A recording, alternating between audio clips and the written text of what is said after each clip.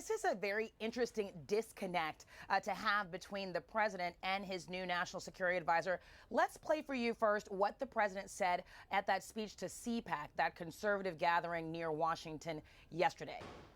So let me state this as clearly as I can.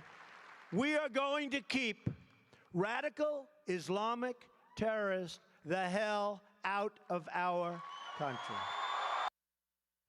So you heard the president use the phrase radical Islamic terrorist. This is a phrase we heard often from him on the campaign trail. We also heard it from him at that campaign rally last week in Florida. Here is what Lieutenant General H.R. McMaster said to an all-hands gathering of National Security Council staff on Thursday. He said jihadi terrorists aren't true to their religion, and that use of the term radical Islamic terrorism isn't helpful for U.S. goals of working with allies to defeat terrorist groups.